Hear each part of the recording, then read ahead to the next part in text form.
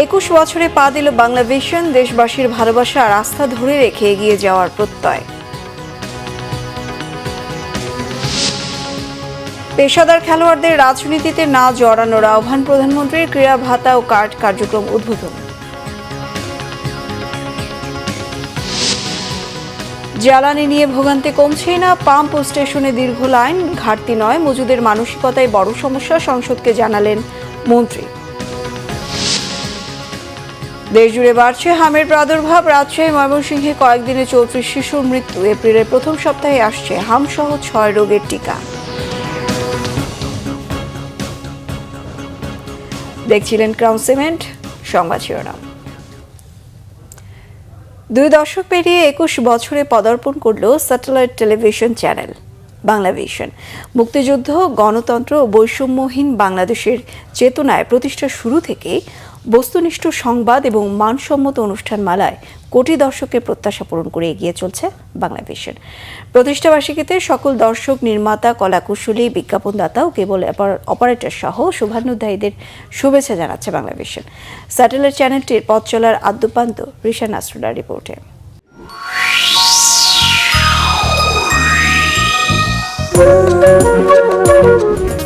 দিন পঞ্জিকায় 2006 সালের 31শে মার্চ দৃষ্টি জুড়ে দেশ স্লোগান নিয়ে গণমানুষের কথা জানাতে দেশের স্যাটেলাইট জগতে যাত্রা শুরু বাংলাভিশনের। দেখতে দেখতে 2 দশক পেরিয়ে 21 বছরে দেশের কোটি দর্শকের মন জয় করে এগিয়ে চলা গণমাধ্যমটি।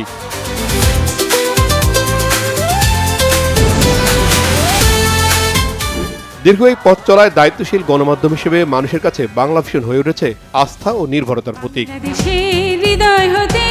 দেশে ও প্রবাসে কোটি মানুষের প্রত্যাশা পূরণে এগিয়ে চলা বাংলাভিশনের সাফল্য পালকে যুক্ত হল আরেকটি বছর। ভাষা আন্দোলন, 71-এর মুক্তিযুদ্ধ, 90-এর স্বৈরাচার বিরোধী গণ আন্দোলন এবং 24-এর গণ অভ্যুত্থানের আদর্শ ধারণ করে দর্শকের মন জয় করে এগিয়ে চলছে টেলিভিশনটি।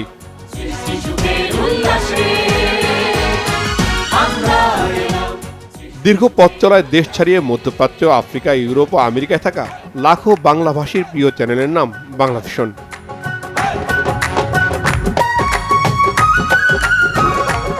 প্রতিষ্ঠানটি পরিচালনার দায়িত্বে থাকা কর্মীবান্ধব কর্তৃপক্ষ সচেষ্ট সংবাদের বস্তুনিষ্ঠতা এবং মানসম্মত অনুষ্ঠান নির্মাণে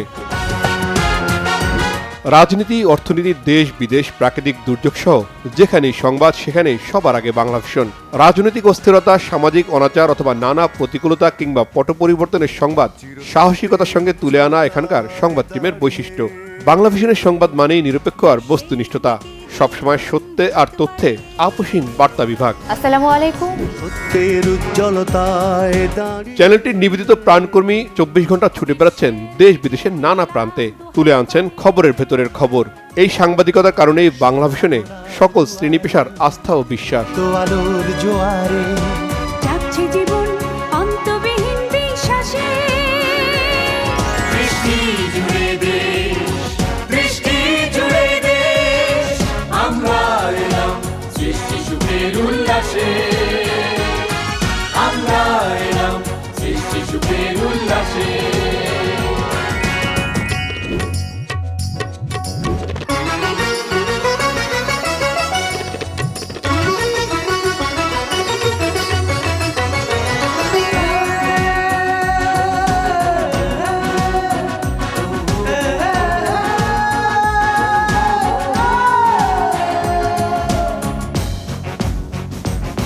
শত হিংসার অন্ধ আধার সরিয়ে শান্তির গানে দেবই জগৎ ভরিয়ে। শত হিংসার অন্ধ আধার সরিয়ে শান্তির গানে দেবই জগৎ ভরিয়ে। এই শপথের প্রকাশে পূর্ব কোণের আকাশে ডাক পাঠালাম সূর্যোদয়ের উদ্ভাসে। বাংলাদেশের হৃদয় হতে জাগ্রত এই জনস্রোতে। একঝাঁক নিবেদিত কর্মীর 24 ঘন্টার শ্রম ও মেধার মিশেলে বাংলাভিশনের অনলাইন বিভাগ এখন আরও পরিপূর্ণ, যা টেলিভিশন মিডিয়াকে দিয়েছে বাড়তি মাত্রা। নিউজ পোর্টাল, সোশ্যাল মিডিয়া ও মোবাইল অ্যাপের মাধ্যমে দর্শকদের প্রত্যাশা পূরণে কাজ করছে বাংলাভিশনের ডিজিটাল টিম। বাংলাদেশের হৃদয় হতে জাগ্রত এই জনস্রোতে আমরা দেখি সামনে চলার দিন আসে। দৃষ্টি জুড়ে দেশ, দৃষ্টি জুড়ে দেশ, আমরা এলাম সৃষ্টি সুখের উল্লাসে, আমরা এলাম সৃষ্টি সুখের উল্লাসে।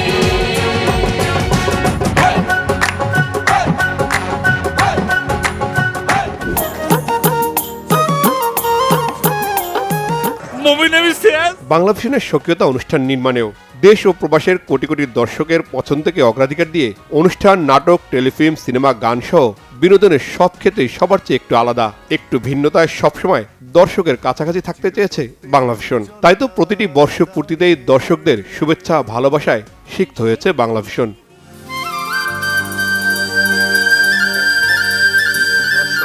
তোমার সঙ্গে বাঁচতে চাই লক্ষ কোটি বছর, কবে কোথায় আমার ব্রাশকে কেন ব্রাশ করবা? যাচ্ছে জীবন অন্তবিহীন বিশ্বাসে।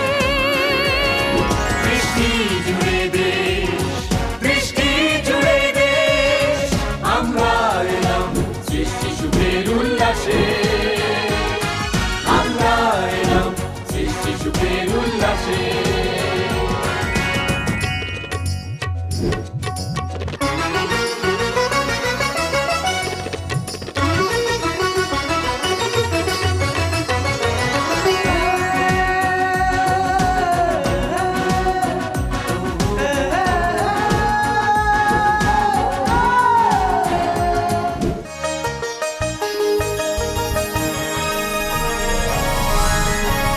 প্রযুক্তির পরিবর্তনের সাথে পাল্লা দিয়ে এগিয়ে চলছে বাংলাভিশন।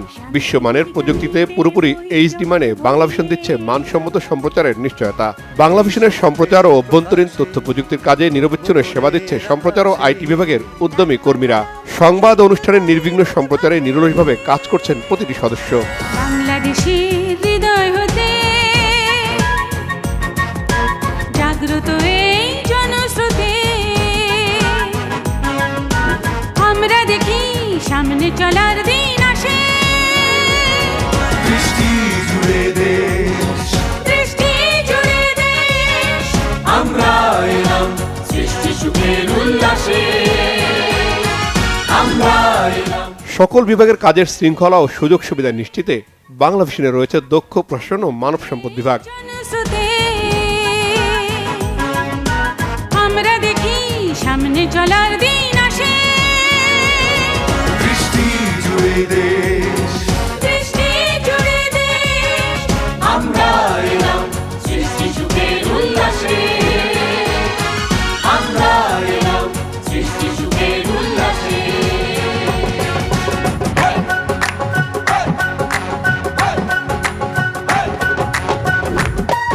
আর বিজ্ঞাপন দাতা প্রতিষ্ঠানগুলোর সাথে বাংলাভিশনের সম্পর্কের যে মেলবন্ধন তা সুসংহত রেখে চলছেন বিপণন বিভাগের কর্মীরা।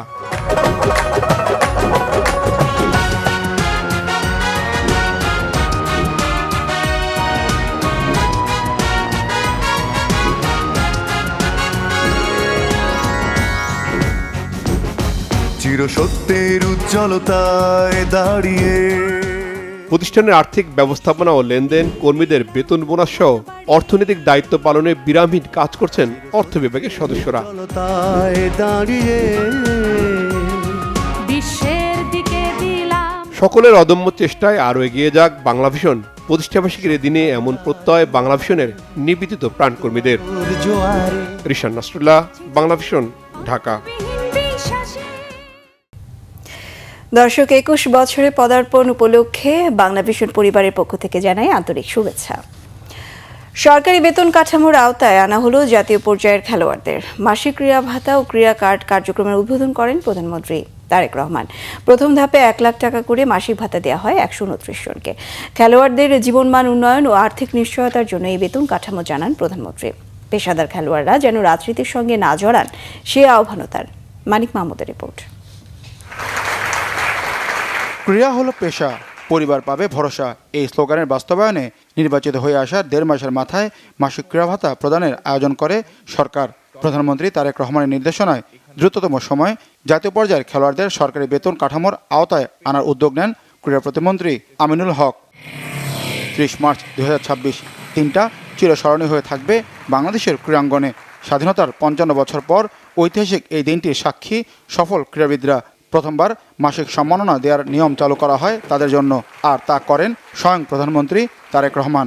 1 লাখ টাকা করে মাসিক বেতন দেওয়া হয় ক্রীড়াবিদদের। কার মোবাইলে সবচেয়ে আগে গেল হাত তুলতে হবে। ক্রীড়াকে পেশা হিসেবে প্রতিষ্ঠা করা ও খেলোয়াড়দের আর্থিক নিশ্চয়তার জন্য এই উদ্যোগ নেওয়া হয়েছে বলেন প্রধানমন্ত্রী। দেশের ক্রীড়াকে পেশা হিসাবে প্রতিষ্ঠিত করতে চাই। খেলাধুলাকে পেশা হিসাবে নিয়ে একজন খেলোয়াড় যাতে অর্থনৈতিকভাবে অনিশ্চয়তার মধ্যে না থাকেন, সে লক্ষ্যেই কিন্তু বর্তমান সরকার সুনির্দিষ্ট নীতিমালার ভিত্তিতে আমরা একটা সম্মানিক কাঠামোর আওতায় আনার কাজটি বাস্তবায়ন আজকে শুরু করেছি। 30 এপ্রিল সিলেট থেকে আমরা শুরু করতে যাচ্ছি নতুন করে স্পোর্টস, এবং একই সাথে ইনশাল্লাহ এটা সারা দেশে শুরু হবে। 7টা খেলা আমরা ডিসাইড করেছি। এই 7টা খেলায় কারা পারদর্শী, ধীরে ধীরে সেই প্রতিভাবানদেরকে আমরা বের করে নিয়ে আসবো। খেলোয়াড় বন্ধুরা, আপনাদের সকলের প্রতি আমার একান্ত আহ্বান, একান্ত অনুরোধ, পেশাদার খেলোয়াড়ি জীবনে আপনারা কোনো রাজনৈতিক দল বা গোষ্ঠীর প্রতিনিধি নন বা হবেন না দয়া করে, বরং ক্রীড়া নৈপুণ্য দিয়ে দেশের প্রতিনিধি হয়ে উঠবেন আপনারা। দেশের জন্য সম্মান বয়ে নিয়ে আসবেন, গৌরব বয়ে নিয়ে আসবেন আপনারা। প্রাথমিকভাবে 500 ক্রীড়াবিদকে নিয়ে পরিকল্পনা করা হলেও প্রথম ধাপে ক্রীড়া ভাতার আওতায় আনা হয় 20টি ডিসিপ্লিনের 129 জনকে, যেখানে আপাতত নেই ক্রিকেটার ও ফুটবলাররা। ক্রীড়া ভাতার জন্য মনোনীত বিশেষ চাহিদা সম্পন্ন খেলোয়াড়রাও 2025 সাল থেকে এবছরের ফেব্রুয়ারি পর্যন্ত আন্তর্জাতিক আসরে সাফল্য অর্জন ও পদকজয়ীদের পুরস্কারও প্রদান করা হয় অনুষ্ঠানে। স্বর্ণজয়ীদের 3 লাখ এবং রূপা ও ব্রোঞ্জ প্রাপ্তদের দেওয়া হয় 1 লাখ টাকা করে। বয়সভিত্তিক পর্যায়ে ক্রীড়াবৃত্তি দেওয়া হবে। 2027 সালে জাতীয় শিক্ষাক্রমে যুক্ত হচ্ছে ক্রীড়া ইভেন্ট, জানান ক্রীড়া প্রতিমন্ত্রী আমিনুল হক। জাতীয় শিক্ষাক্রমে 4র্থ শ্রেণী থেকে খেলাধুলা বাধ্যতামূলক করতে আগামী 2027 সালে জাতীয় শিক্ষাক্রমে এই বিষয়টি অন্তর্ভুক্ত করতে একটি আন্তঃমন্ত্রণালয় কমিটি গঠন করা হয়েছে। নতুন করে স্পোর্টস কর্মসূচির মাধ্যমে 12 থেকে 14 বছর বয়সী প্রতিভাবান ক্রীড়া শিক্ষার্থীদের বৃত্তি প্রদান ও ক্রীড়া প্রতিযোগিতা আয়োজনের লক্ষ্যে খসড়া নির্দেশিকা প্রস্তুত করা হয়েছে। বেতনভুক্ত ক্রীড়াবিদদের পারফরমেন্স মূল্যায়ন করা হবে প্রতি 4 মাস পর পর। পারফরমেন্স বজায় থাকলে বেতনও থাকবে চলমান, তবে ঘাটতি হলে বাদ পড়বেন তালিকা থেকে। আর্থিক সচ্ছলতা থাকায় ক্রিকেটারদের রাখা হয়নি মাসিক ভাতার কর্মসূচিতে। মানিক মাহমুদ, বাংলাভিশন, ঢাকা। জ্বালানি তেল নিয়ে ভোগান্তি থামছেই না। আজও ফিলিং স্টেশনগুলোতে দেখা যায় গ্রাহকদের লম্বা লাইন। পাম্প স্টেশনে কর্মকর্তারা বলছেন কৃত্রিম চাহিদা তৈরি করে অস্থিতিশীল পরিস্থিতি তৈরি করা হচ্ছে। সকাল থেকে বিভিন্ন পাম্পের বাইরে বাইক ও প্রাইভেট কারে দীর্ঘ লাইন দেখা গেছে। তবে স্টেশনে তেল না আসায় গ্রাহকদের চাহিদা মতো তেল দিতে পারছেন না পাম্প কর্তৃপক্ষ। স্টেশনের মালিকরা বলছেন অনেক গ্রাহক চাহিদার তুলনায় বেশি তেল নিচ্ছেন। তবে অভিযোগ অস্বীকার করে গ্রাহকরা বলছেন পাম্প মালিকরাই তৈরি করছেন কৃত্রিম সংকট। পাম্প স্টেশনে নৈরাজ্য ঠেকাতে আইনশৃঙ্খলা বাহিনীর সদস্যদের উপস্থিতি ছিল চোখে পড়ার মতো। জ্বালানি তেলের কোনো ঘাটতি নেই, বরং বাড়তি মজুদের মানসিকতাকে বড় সমস্যা বলে মন্তব্য করেছেন বিদ্যুৎ, জ্বালানি ও খনিজ সম্পদ মন্ত্রী ইকবাল হাসান মাহমুদ। তিনি বলেন, গ্রাহকরা প্রয়োজনের তুলনায় বেশি তেল কেনা কিংবা মজুদ বন্ধ না করলে সরবরাহে ব্যাঘাত ঘটতে বাধ্য। গতকাল সংসদে কথা বলেন তিনি। আরও জানাচ্ছেন সৈয়দ আব্দুল মোহিত। ঢাকা জেলায় প্রক্রিয়াধীন আছে। বিশ্ববাজারে তেলের দামের অস্থিরতার প্রভাব পড়েছে বাংলাদেশেও। গত কয়েকদিনে এ নিয়ে নাগরিকদের নানা ভোগান্তিতে পড়তে হয়েছে। এমন পরিস্থিতিতে সংসদে 300 বিধিতে বিদ্যুৎ, জ্বালানি ও খনিজ সম্পদ মন্ত্রী ইকবাল হাসান মাহমুদ জানান, দেশে এখন পর্যন্ত জ্বালানির কোনো ঘাটতি নেই। মোট জ্বালানির 63% ডিজেল মজুদ রয়েছে। আর তেলের বাজার স্বাভাবিক রাখতে সরকার সরবরাহ আরও বাড়িয়েছে বলে সংসদকে জানান তিনি। এই পর্যন্ত বাংলাদেশের জ্বালানির কোনো ঘাটতি নাই, বরং আমরা গত বছরের তুলনায় সরবরাহ আরও বৃদ্ধি করেছি। গত বছরে এই সময় যে পরিমাণে জ্বালানি তেল বিক্রি হয়েছিল, এবছর তার চেয়ে বেশি সরবরাহ নিশ্চিত করতে পেরেছি। অদ্য 30 মার্চ 26 তারিখে দেশের ডিজেলের মজুদ আছে 2,18,000 মেট্রিক টন। বর্তমানে সরকার দায়িত্ব গ্রহণ করার পর 17 ফেব্রুয়ারি থেকে 29 মার্চ পর্যন্ত 41 দিনে ডিজেল বিক্রি হয়েছে 4,82,000 মেট্রিক টন। তিনি দাবি করেন তেলের সংকট কৃত্রিমভাবে তৈরি হয়েছে, তাই এ বিষয়ে সবার সহযোগিতাও চান। জনগণের মধ্যে প্রয়োজনের চেয়ে অতিরিক্ত ক্রয়ের প্রবণতা বিদ্যমান, প্যানিক পরিস্থিতির অনর্থক জটিল করে তুলতে পারে বলে মনে করার কারণ রয়েছে। এখানে প্রয়োজন অতিরিক্ত জ্বালানি সংগ্রহের মাধ্যমে মজুদ প্রবণতা থাকায় সংকট কৃত্রিমভাবে তৈরি হয়েছে। এই সংকট উত্তরণে সরকার সচেষ্ট রয়েছে তারেক রহমান সাহেবের নেতৃত্বে। স্বাক্ষরিত চুক্তি অনুযায়ী এপ্রিলে মাসে 50,000 মেট্রিক টন অকটেন আমদানির উদ্যোগ গ্রহণ করেছে। এছাড়া দেশীয় উৎস থেকে 30,000 মেট্রিক টন পাওয়া যাবে। অর্থাৎ মাসে অকটেনের যে চাহিদা 35,000 মেট্রিক টন হলেও সরকারের মজুদের ব্যবস্থা গ্রহণ করেছে, তাতে আরও 2 মাসের চাহিদা পূরণ হবে।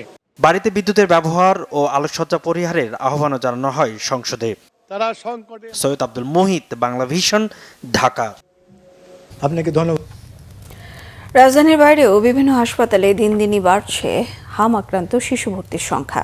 এরই মধ্যে ময়মনসিংহে গেল 13 দিনে চিকিৎসাধীন অবস্থায় মারা গেছে 5 শিশু, আর চিকিৎসাধীন 67 শিশু। অন্যদিকে রাজশাহী মেডিকেলে গত কদিনে মৃত্যু হয়েছে 30 শিশুর। ময়মনসিংহ থেকে সহকর্মী অমিত রায় ও রাজশাহীর পরিতোষ চৌধুরী আদিত্যর পাঠানো তথ্য ছবিতে desk report. Mymensingh medical college হাসপাতালে হাম আক্রান্ত শিশু ভর্তি বাড়ছেই। এরই মধ্যে গেল 2 সপ্তাহে এ জেলায় 5 শিশুর মৃত্যু হয়েছে, আর চিকিৎসাধীন 67 শিশু।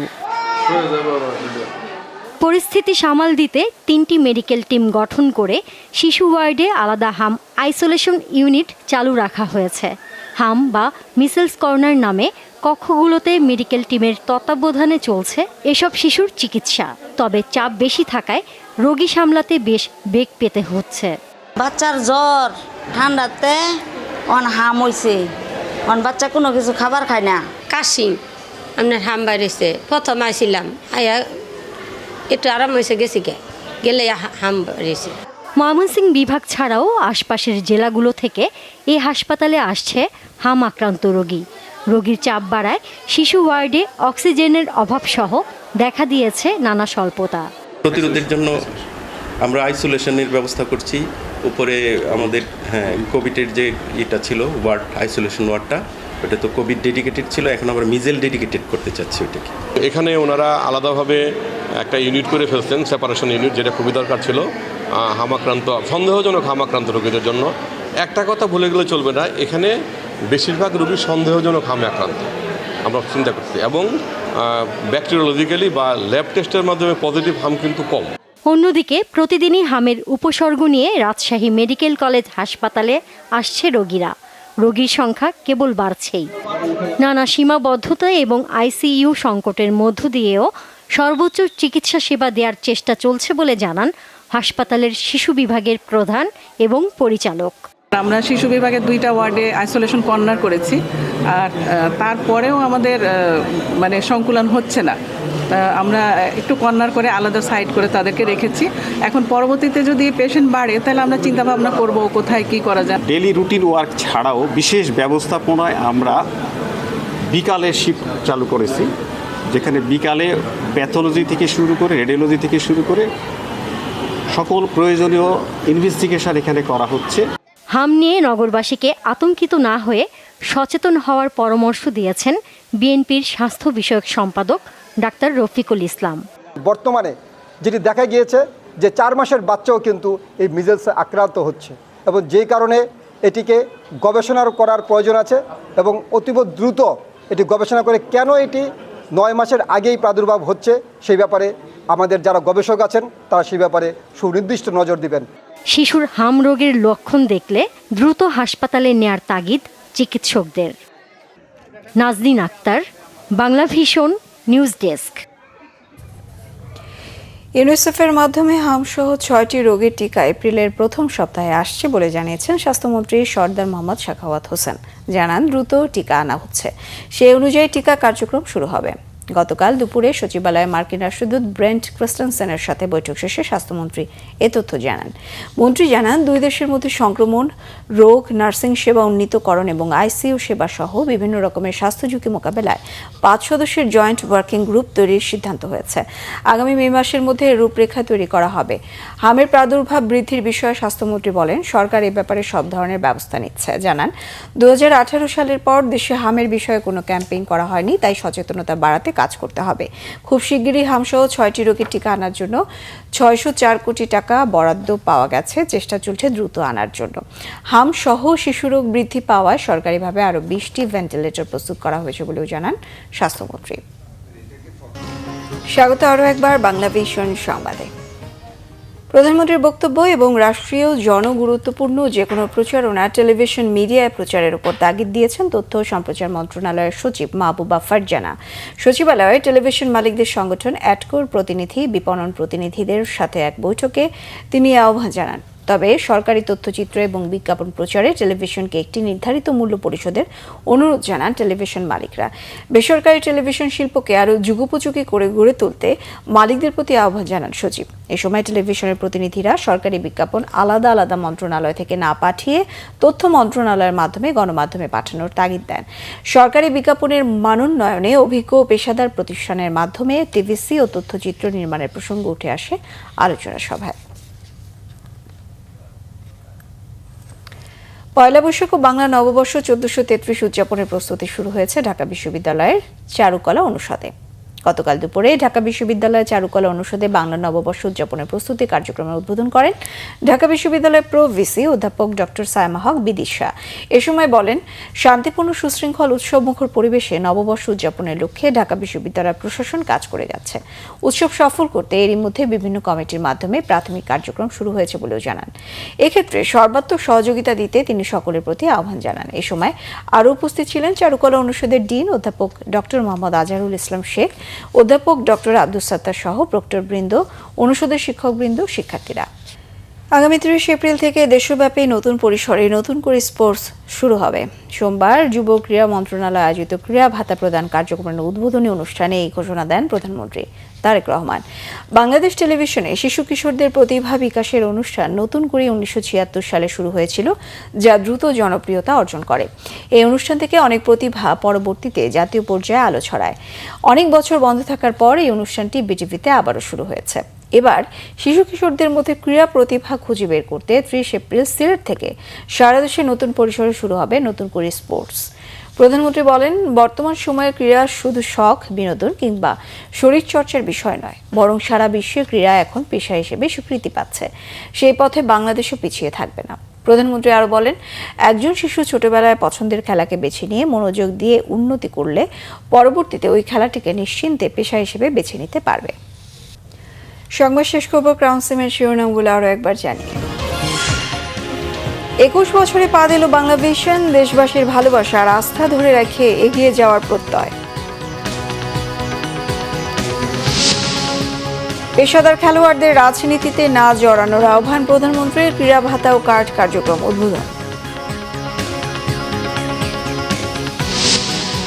জ্বালানি নিয়ে ভোগান্তি কমছেই না, পাম্প স্টেশনে দীর্ঘ লাইন, ঘাটতি নয় মজুদের মানসিকতাই বড় সমস্যা, সংসদকে জানালেন মন্ত্রী। দেশজুড়ে বাড়ছে হামের প্রাদুর্ভাব, রাজশাহী, ময়মনসিংহে কয়েকদিনে 34 শিশুর মৃত্যু। এপ্রিলের প্রথম সপ্তাহেই আসছে হাম সহ 6 রোগের টিকা। এই ছিল এখনকার মতো, পরের সংবাদ সকাল 7:30টায় দেখার আমন্ত্রণ রইল। এছাড়া বাংলা ভিশন সংবাদ ও সংবাদ সংশ্লিষ্ট অনুষ্ঠান দেখতে ভিজিট করুন www.bbnews24.com ও facebook.com/banglavisionnews। সাবস্ক্রাইব করুন youtube.com/banglavisionnews। সঙ্গে থাকায় ধন্যবাদ সবাইকে।